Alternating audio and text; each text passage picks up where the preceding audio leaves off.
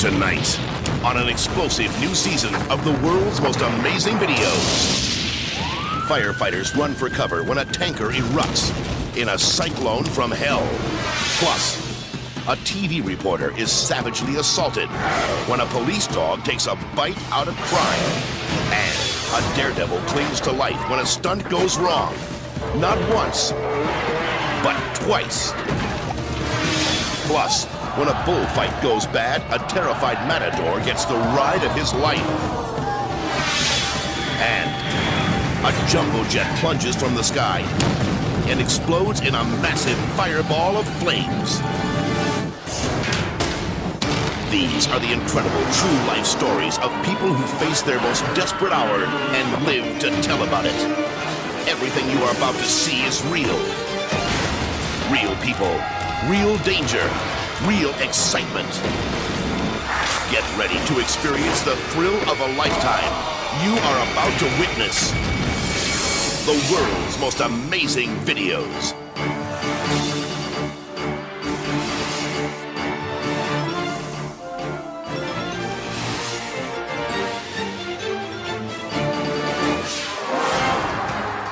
Natchitoches, Louisiana. It's homecoming weekend.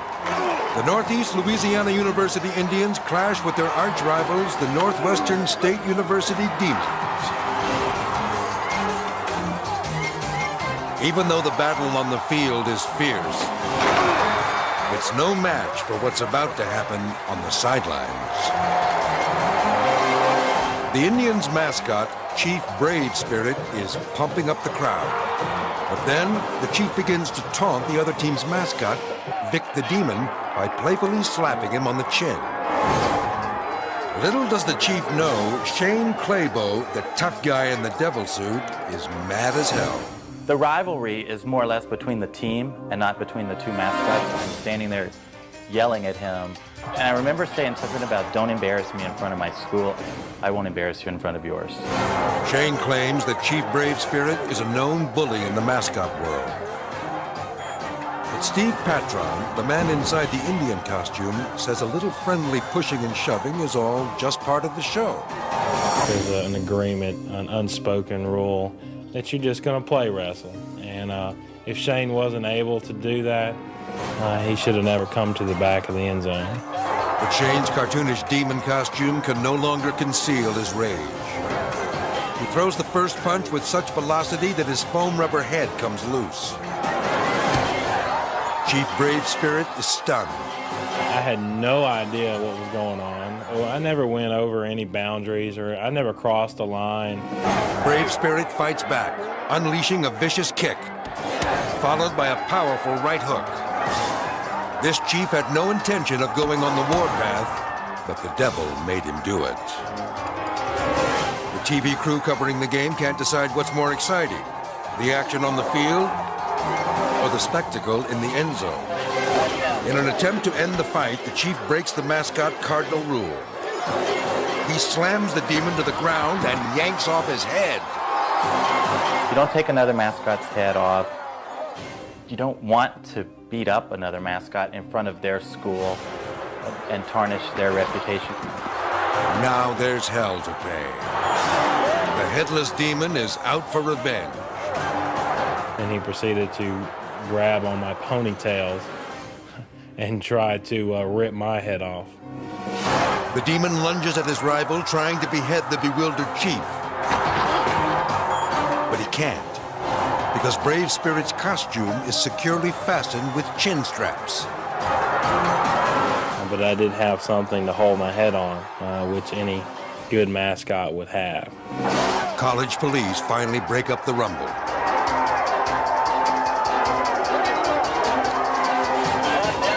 Like a victorious boxer, the cocky chief raises his arms to the cheers of the hometown crowd.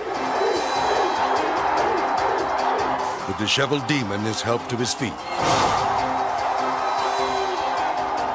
With the final score, Indians 28, Demons 18, there's no doubt who won on the field.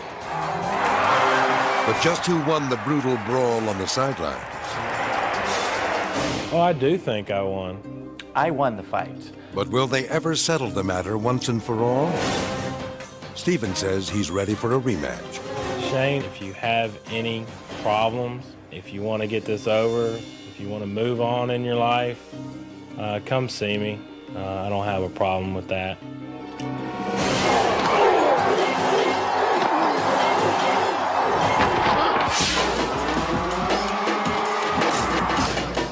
Cornwall, England. Australian daredevil Matt Coulter is preparing to jump his four-wheeled cycle over a 30-foot-high riverboat. Nicknamed the Kangaroo Kid, Matt is known all over the world for his death-defying stunts. But today's jump will be his most dangerous ever. Matt speeds around the corner and hits the ramp at full throttle, when suddenly, disaster.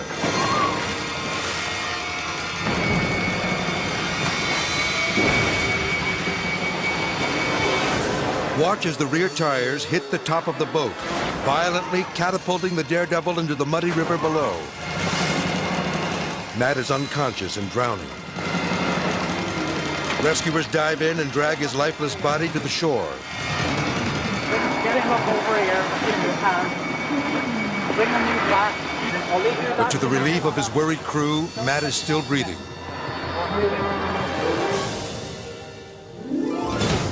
He is battered and bruised, but incredibly, he's alive.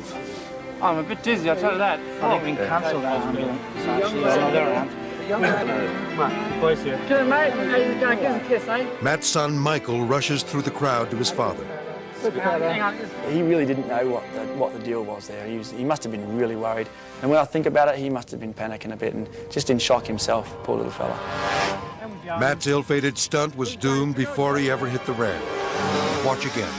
The strong current pushed the boat closer to shore, making a successful jump virtually impossible. When I hit the ramp, I saw it was a lot closer than it should have been. There was a rope holding it to the bank at the side, and somebody left it loose.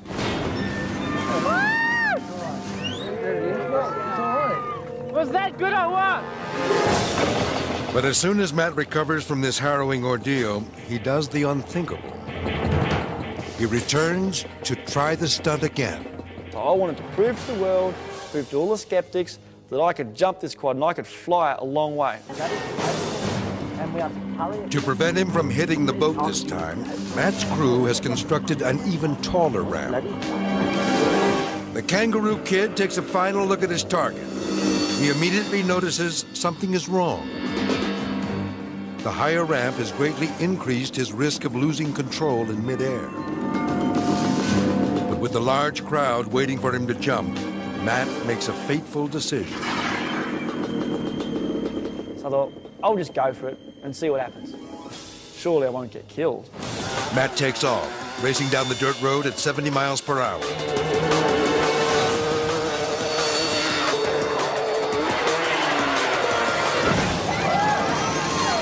But again, disaster strikes.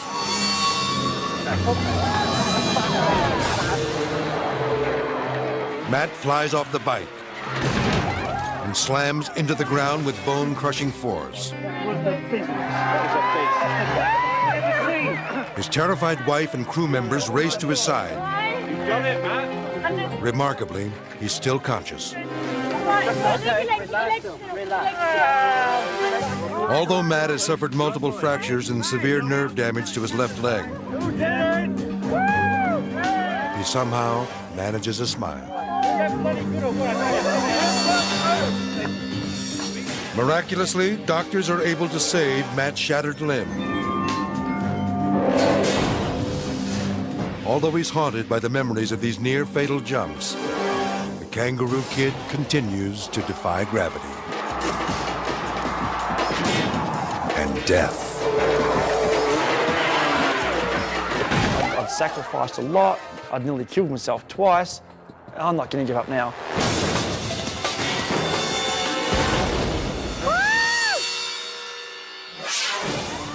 Kaohsiung, Taiwan. A highway accident sets a chemical tanker ablaze, creating a deadly emergency.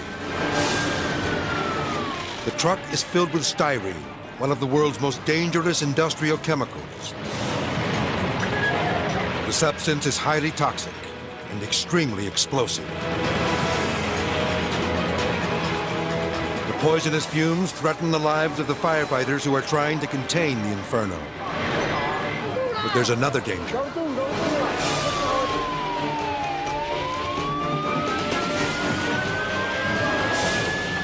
The tanker's internal cooling system has failed, and now the styrene is a ticking time bomb.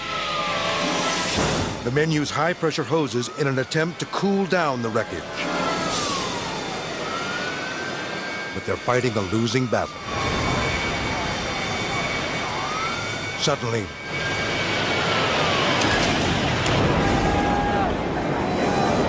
the tanker explodes, filling the sky with a monstrous cloud of flames and burning ash. Watch again as 4,000 gallons of styrene ignite into a cyclone of fire, raining molten debris down on the helpless firefighters.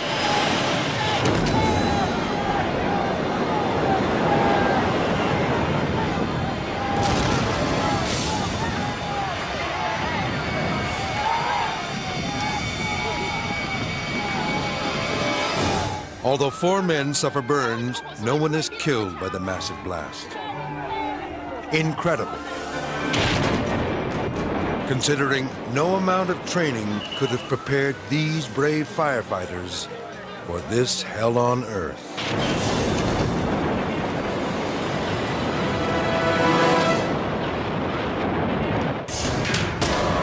Coming up, a TV reporter comes face to face with the Hound from Hell. Plus, a gymnast fights for his life when he misses his mark and crashes at full speed. And a helpless hang glider spins out of control and plummets from the sky. Then later, a jumbo jet slams into the runway and explodes on impact. Terror caught on tape. When the world's most amazing videos returns.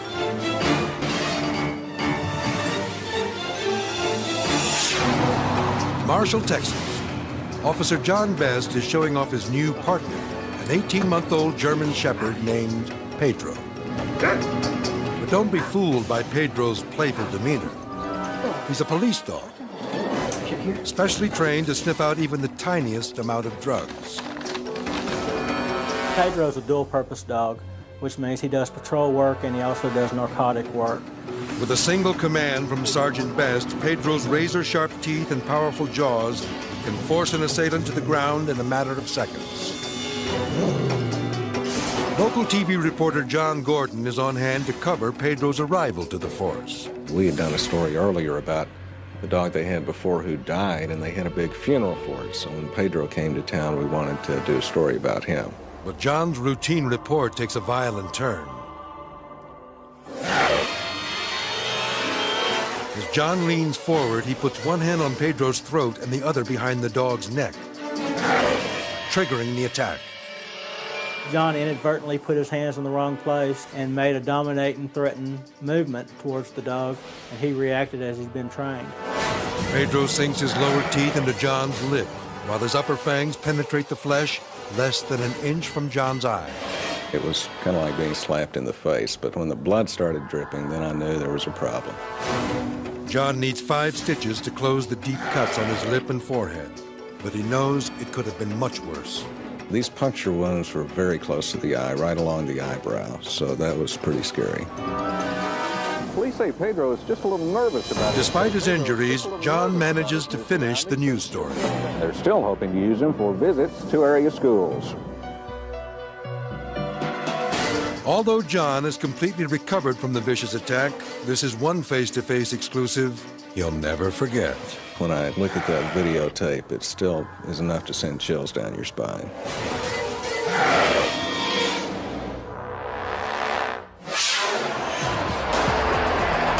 Syracuse, New York. America's top gymnasts compete in the National Sports Festival. All-American Brian Meeker is one of the leaders in the 6-event competition. He's been anxiously awaiting this part of the program, which features his specialty, the vault. I was good at it. It's kind of like anything, success breeds motivation. I happened to, be able to run fast, jump high, and flip well. Brian's not satisfied with his first jump, so he carefully adjusts the springboard for his second attempt.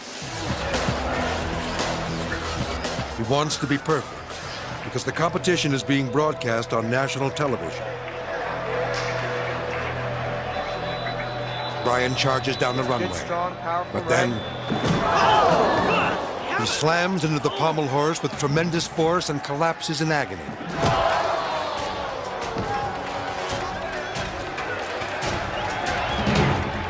An emergency medical team rushes to Brian's side. The crowd waits silently to find out just how badly he's hurt. Look again. Brian accelerates down the 65-foot runway at top speed, but he oversteps the springboard, causing him to slam chest first into the 350-pound vaulting horse.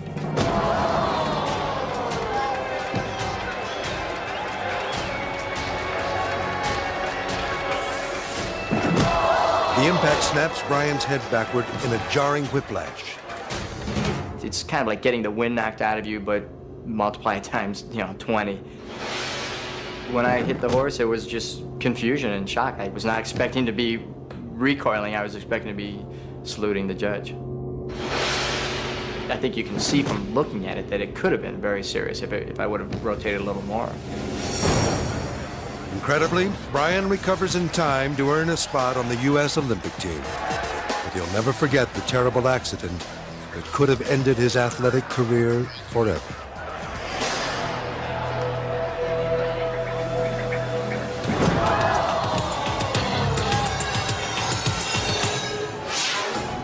Telluride, Colorado. The crowd is captivated as these daring young men perform a spectacular aerial ballet. It's the U.S. Hang Gliding Festival, and the champion will be the flyer who can execute the most elaborate routine.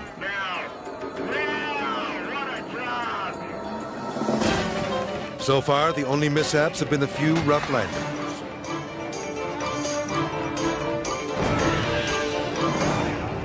But without warning, a strong wind blows in and catches the men by surprise. One flyer plunges into a tailspin. Luckily, his parachute brings him safely back to Earth.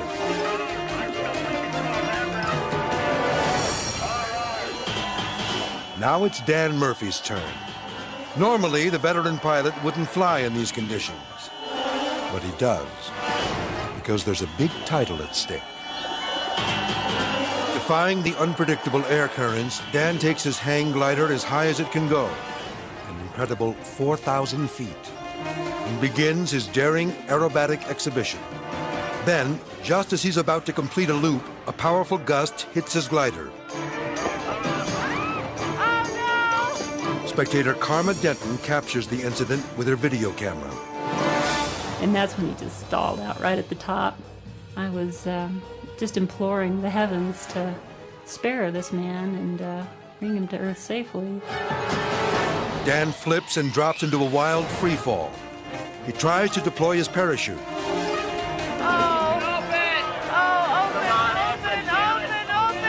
But it gets tangled in the frame of his glider. Open! Dan tries desperately to open his backup chute, but it gets tangled as well. He spirals out of control. Smoke and flames billow from the glider's onboard fireworks as Dan plummets toward the ground. Now, only a miracle can save him. Oh my God!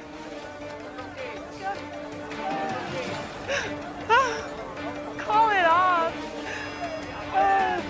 Stay out! Come on, stay out! Oh! Dan is facing certain death.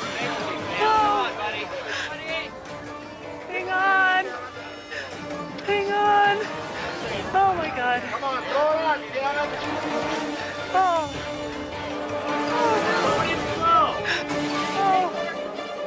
He disappears behind the trees and slams into the ground. Miraculously, rescue workers find Dan alive.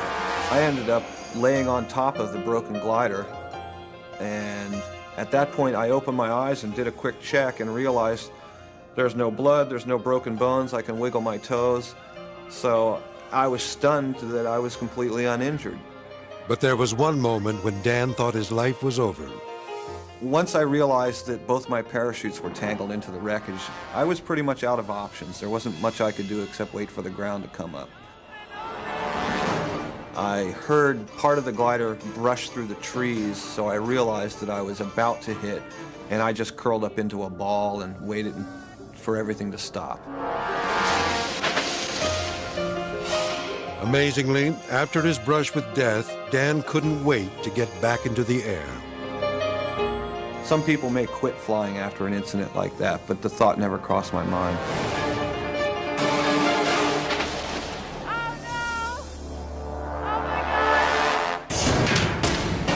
Next up, a fighter jet crashes, turning an aircraft carrier into a floating firestorm. Plus, a father and daughter hang on for dear life when their cable car gets stranded 200 feet in the air.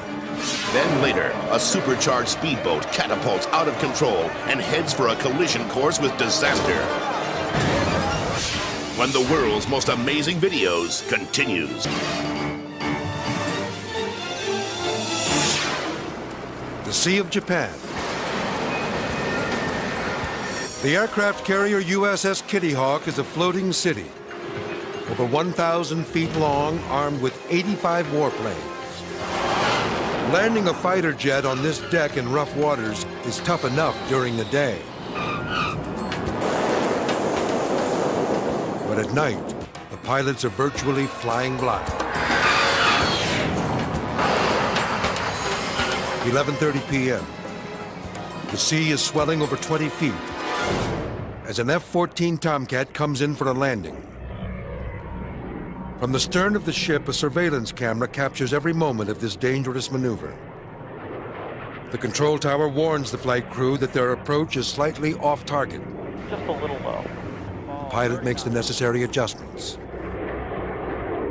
Hold what you got. You're on glide slope. Hold what you got. But he's still too low. Just a little low. Little power. Power. Power. Power. Power. Power. Then, disaster.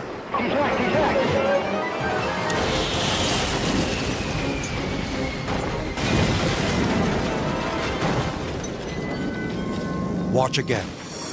The Tomcat crashes into the flight deck at 140 miles per hour and explodes,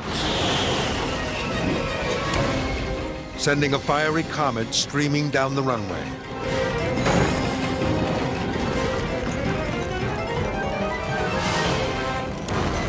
The flaming steel wreckage finally comes to a halt, but it explodes again. Ignoring their own safety, the Kitty Hawk's crash and salvage team races into the raging fire. Then, a horrifying sight. The pilot, who has ejected out of the plane, lands directly in the flames. Take another look. A gust of wind catches the pilot's parachute and forces him into the fire. Get him out of there! Get him out of the fire! Alan Weimer is the first rescuer on the scene. For me, it was like being in hell. It was just so scary. Everything was burning. People are screaming. Watching this pilot float down into a lake of fire, and I was just, wow, you know, this is happening. Weimer sprays foam on the pilot, who is trapped in the flames, burning alive. Incredibly, the fearless crew of the Kitty Hawk manages to rescue him from the 3,000-degree pool of burning jet fuel. Within minutes, the blaze is under control, and the pilot is airlifted to the nearest hospital. But there's no sign of the other man who was aboard the doomed fighter, Lieutenant Commander Dave Jennings. He was last seen on the Navy surveillance camera, ejecting from the exploding Tomcat just seconds after it slammed into the ship. Then, miraculously, Jennings is discovered on the narrow bow of the carrier, nearly 1,000 feet from the crash site. He vividly remembers hurtling through the air 70 feet above the flight deck. and it's dark everywhere except the glow of different parts of the carrier as I'm whizzing by. Reaching for parachute straps that aren't there yet because I want to steer, because I'm afraid of running into the superstructure of the carrier and getting impaled on something. Jennings does not remember landing. The next thing I know, there's like 3 guys laying on top of me and telling me to be calm and not to move. And I'm laying on the flight deck with my parachute wrapped around the nose of another airplane.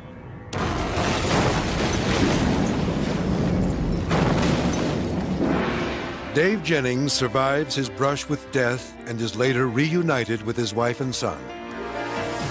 Alan Weimer receives a Medal of Honor for his bravery. But this reluctant hero would rather credit his experienced rescue team. The years of training made all the difference. People knew what they were supposed to do, and they did their jobs. And thankful for that, we all walked away from it.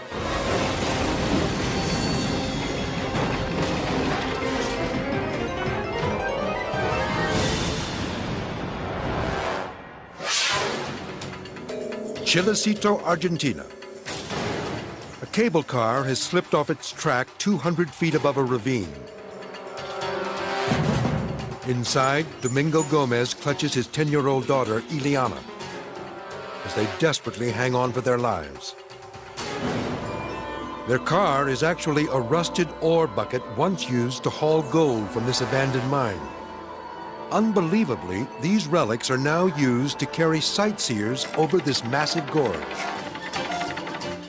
The anxious crowd can only watch as Domingo and Ileana dangle precariously for more than 2 hours.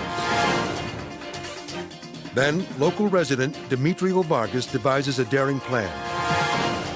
He climbs into another bucket and inches his way toward the frightened father and child. I knew that the first thing to do was to find another car to reach the people that were hanging. Finally, Demetrio is within reach. He tosses a rope to Ileana. Then her father tells her to hold on tight and jump. 200 feet above the jagged rocks, Ileana clutches the line in her trembling fingers. She closes her eyes and leaps.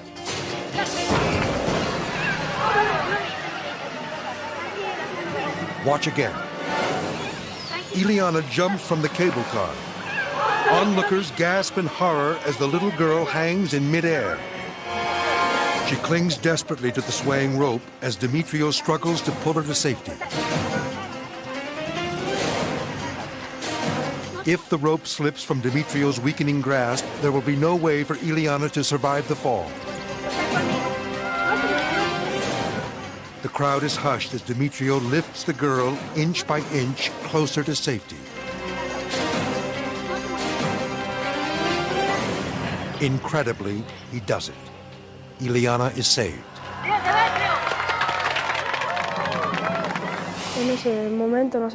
When I reached Demetrio, I felt relieved, but at the same time sad and worried, because I did not know how my papa was going to save himself. For Ileana's father, the ordeal is far from over. His cable car has become more unstable. It could break loose at any second, and there's no room for him in the rickety rescue car. Domingo has to get out, and fast. In desperation, he loops a small piece of rope over the cable and pulls himself out of the car. Domingo is exhausted, but he somehow summons the strength to hang on. He grips the rope tightly as the crowd carefully reels him in.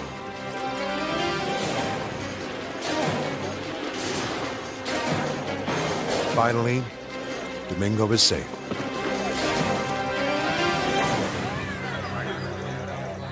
He collapses, thankful to be back on solid ground.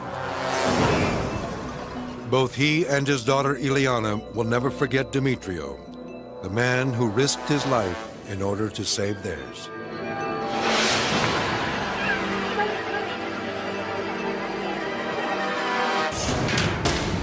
Up next, a speedboat rockets out of the water at 70 miles an hour and slams into shore. Plus, a video classic. A desperate man steals a 60-ton tank and leads police on the most dangerous chase ever caught on tape. Then later, it's terror on the tarmac, when a jumbo jet falls from the sky. When the world's most amazing videos returns.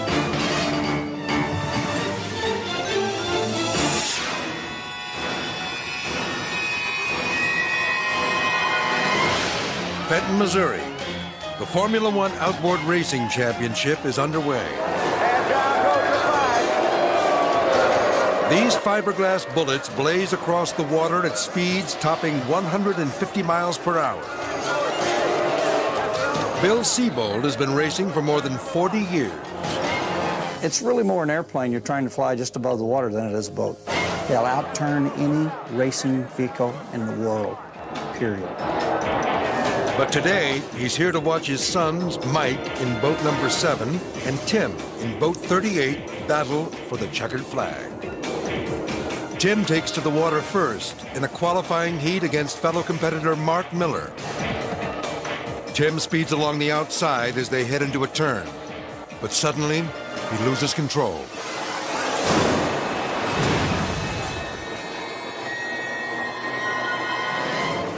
Watch as Tim's boat collides with Miller's, launching him into a deadly mid-air somersault. Tim's protective canopy disintegrates.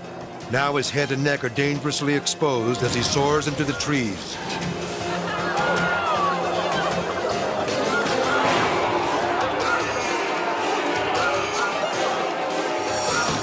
On land, cameraman Tom Stone narrowly escaped death as the boat flies just a few feet from his head.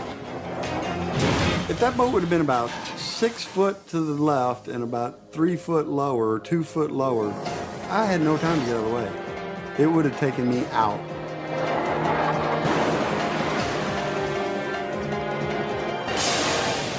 Tom puts down his camera and rushes into the trees to search for any sign of life. Honestly, you know, I thought I was going to go back there, see him just smashed in the cockpit. But seconds later, a miraculous sight. Okay. Incredibly, Tim walks away from the violent crash, unharmed. I bruised my right shin from kicking the steering shaft. That was it. I couldn't believe it. I mean, I was just so happy to see him. I really, like I said, my heart was in my mouth because I just knew it was going to be a serious accident. Tim recalls the brutal collision that nearly cost him his life. We were either going to hit land or we were going to hit each other. We ended up hitting each other. My boat became airborne, backflipped. When it did, I was there for the ride. Although Tim was lucky to walk away, Bill says his son wasn't about to give up the sport he loved. I said, thank God you're okay, you know, and all he was worried about is, can we get the backup boat ready? Amazingly, Tim went on to race again the very next day, winning the championship. A victory made sweeter by the terrifying reminder of what could have been.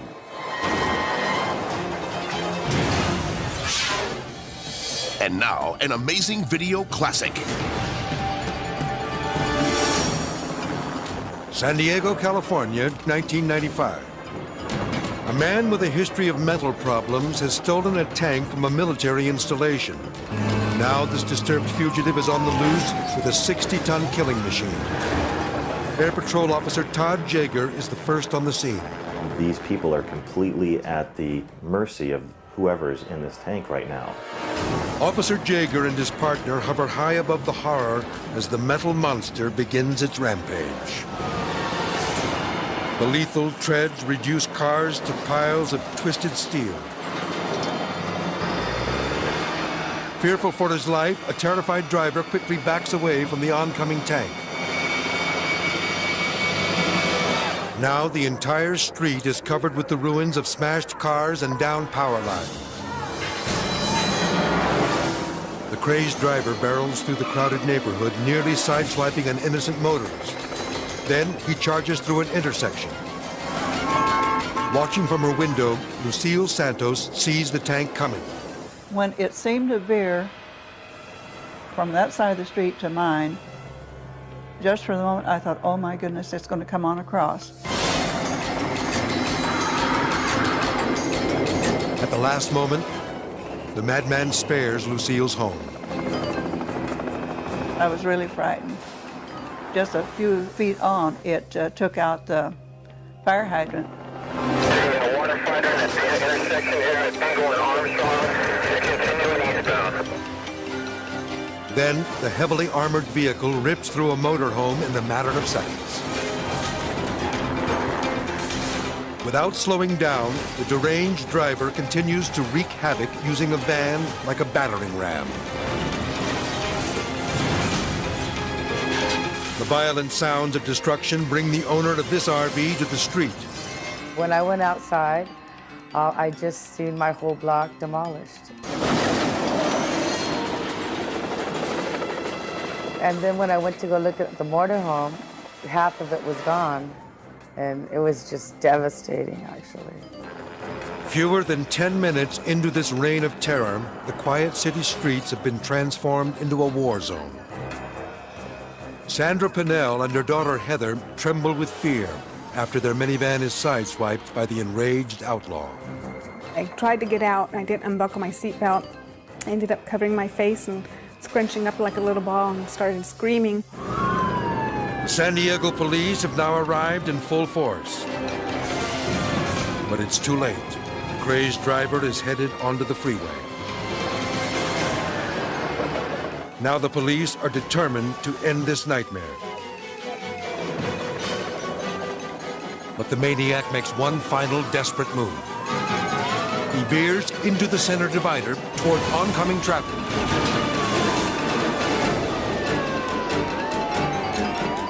There's no time to waste.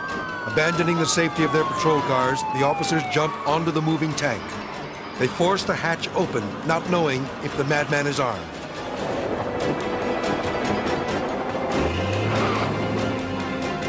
The police officer orders the driver to surrender.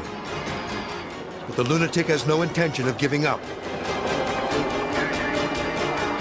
The patrolman has no choice but to discharge his weapon. Finally, the insanity is over.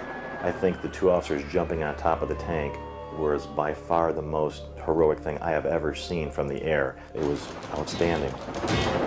Thanks to the bravery of the San Diego police and the California Highway Patrol, no citizens are harmed.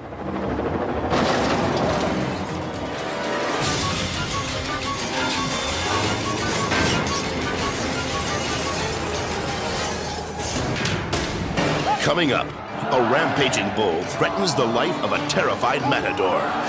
Plus, it's a horrifying sight when a jumbo jet bursts into flames.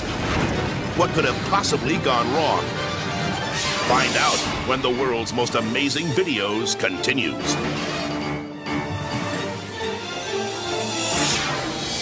Now for the viewer video of the week, sent to us by Deborah Martinez of San Jose, California. Seville, Spain.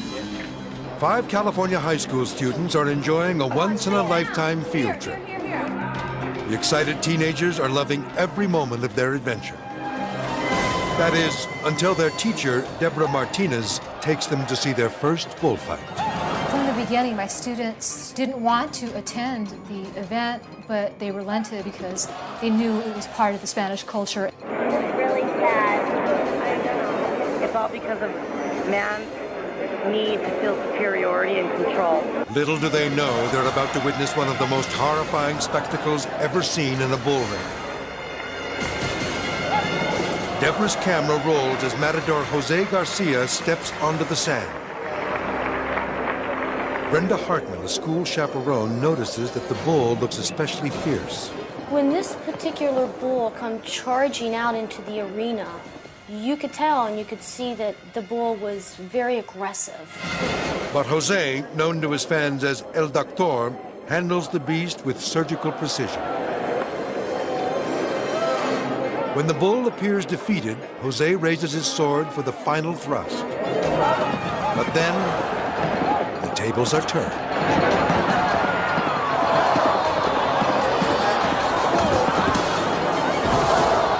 The whole crowd in the bull ring gasped out of horror, including my kids, and I just couldn't believe this was happening.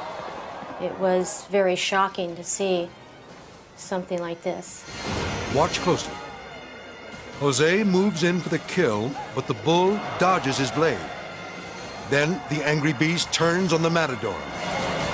Jose tries to run, but he can't escape.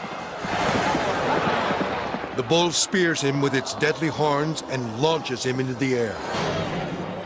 Jose is driven 30 agonizing feet. Then the enraged animal slams him into the ground.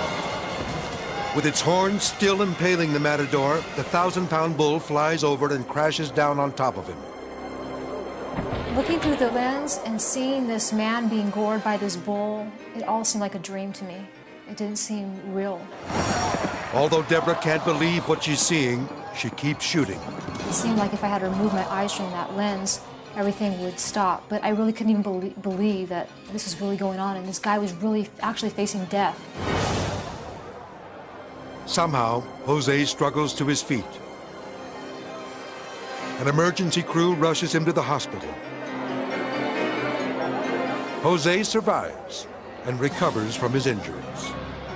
But the memory of this terrifying experience is something Deborah and her students won't soon forget.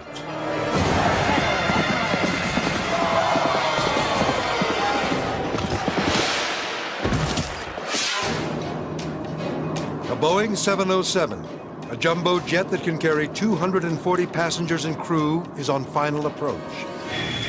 But suddenly, the giant aircraft veers out of control. The jetliner explodes on impact, bursting into a massive fireball as it rockets down the tarmac to a blazing stop. Miraculously, no one is killed in this horrifying accident, and no one is even injured. That's because this jumbo jet was crashed on purpose. Edwards Air Force Base, California.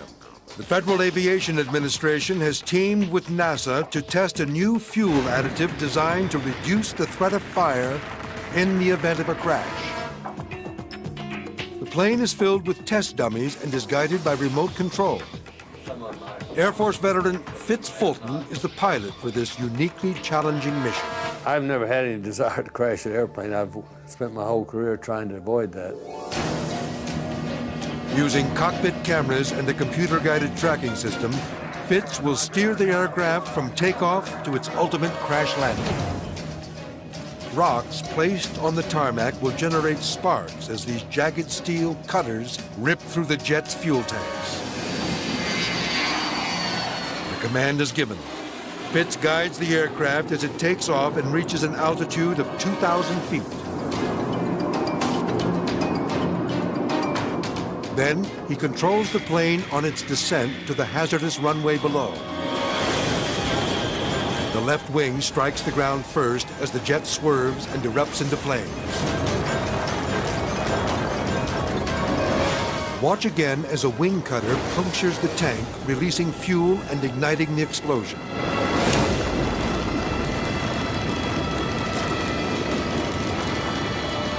Back at Mission Control, experts are disappointed that the special fuel has caused such an enormous blaze. There was some thought that with that kind of fuel, you'd have less of a fireball. But despite the explosion, the experiment is a success. That's because, though intense, the fire never reached the dummies inside the cabin. The cost of this crash test was $12 million. The lives it will save are priceless. If you have an amazing video, then we want to hear from you. Just send it to World's Most Amazing Videos, Post Office Box 933026, Los Angeles, California 90093. If we use it, there's a cash reward waiting for you. So send your amazing videos today. The World's Most Amazing Videos will return. Next on The World's Most Amazing Videos. A good stunt goes bad, turning a man into a human fireball. Plus, a stadium wall collapses, sending soccer fans plunging to the ground. And it's madness behind bars as a prison riot rages out of control. Plus, a ship packed with dynamite blows up, blasting its crew into the air. Next time on The World's Most Amazing Videos.